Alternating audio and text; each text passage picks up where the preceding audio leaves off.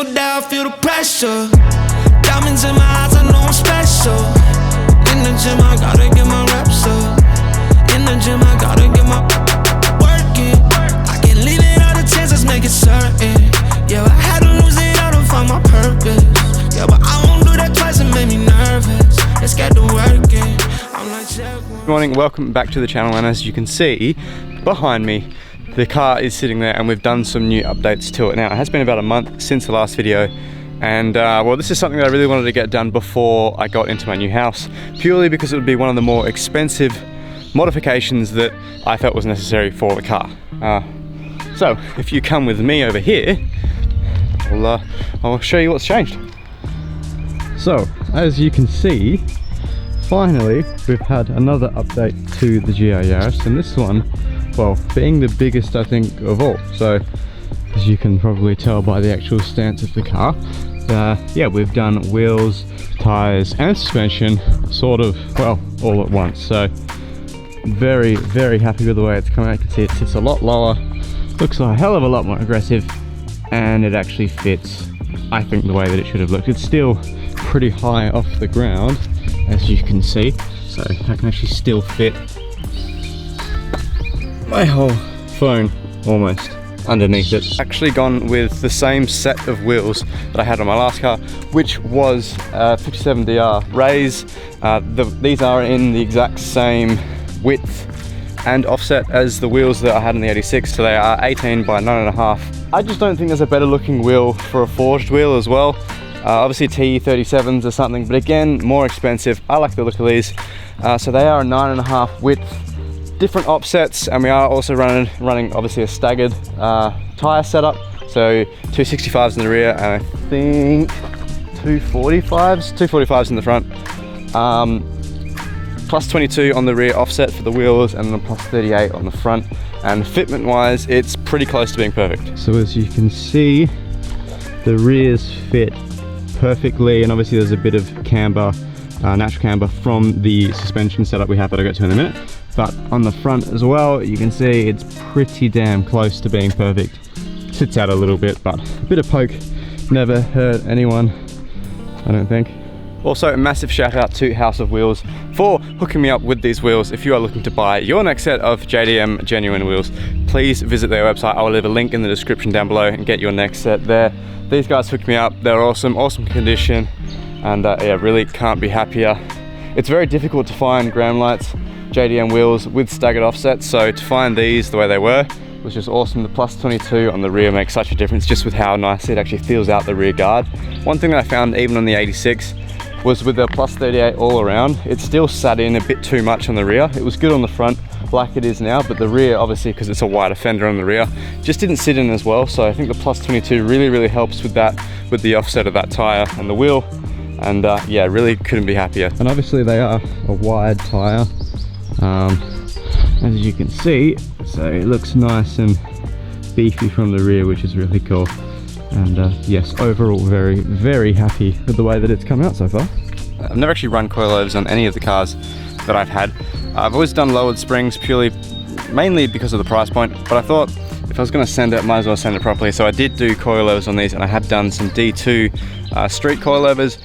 They can track, but they're not really specifically designed for that. They are more of a comfort coilover, and as this is my daily car and it is my only car, I don't really plan on tracking it that often, if at all. Street coilovers are fine, affordable as well, and they were on sale, so that helped me out a lot.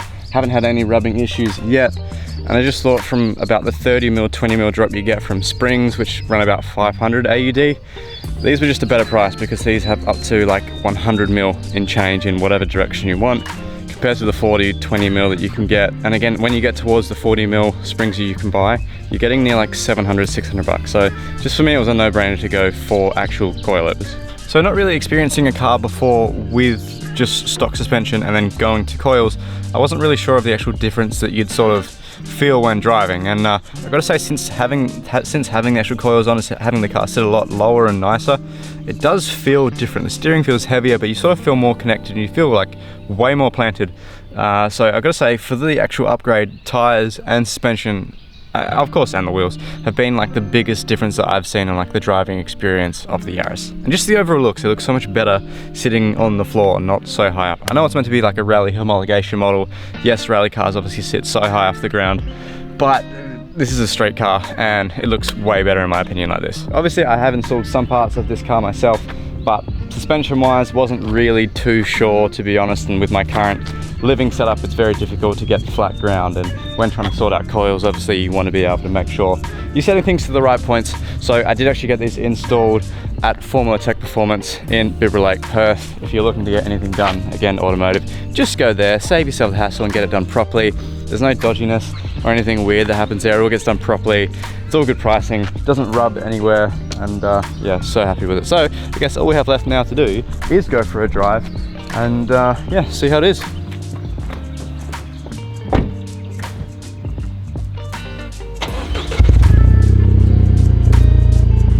So we'll just go for a quick little drive just to sort of get a feel for it a bit more. It's easier to explain when you're doing it, if you know what I mean.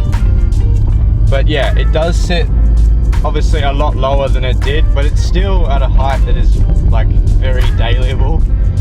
You can still go over speed bumps and stuff like that, and maybe a lip kit further down the way to come.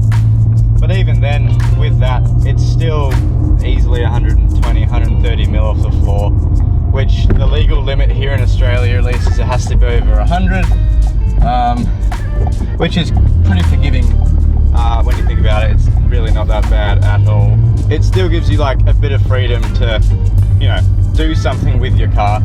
But yeah, a lip kit, or I don't know, even maybe a splitter kit actually would be the better option. Something that's like hard wearing plastic that is pretty malleable and quite flexible is always the go. It just means that if you're scraping on something, you're scraping plastic, not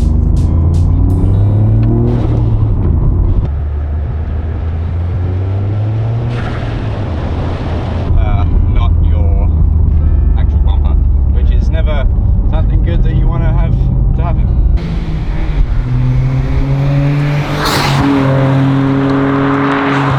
Say that the handling of this car just feels so much more well put together, and obviously with the lowering of the car it feels way more planted, and the big tyres as well help with just obviously the whole feel of the car. But I feel like doing this modification of everything sort of one after the other straight away, you can see that you can feel like the difference of the tyres, and then you feel the difference of the actual suspension and the height that it's sitting at, and how different it actually makes the driving experience.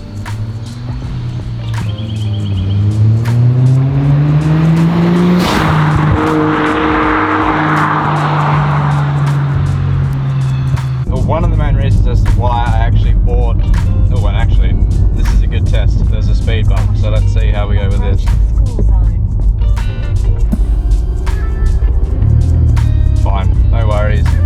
So in the 86, for reference, I would scrape on that, even going sideways over it very slowly. No worries at all.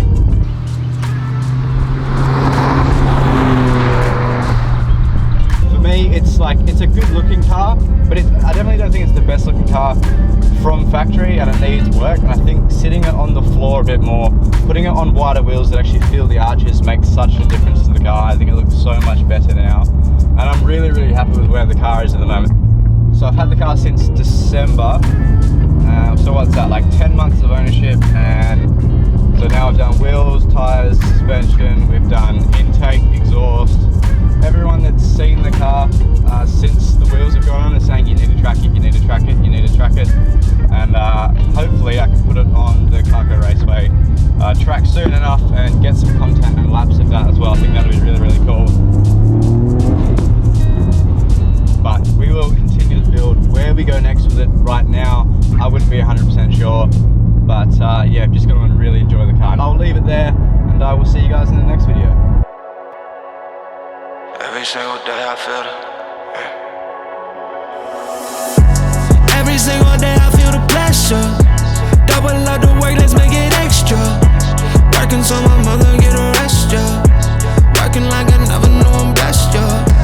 Every single day I feel the pressure.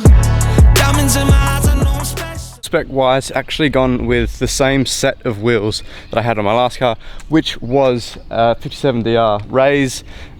These are in the exact same width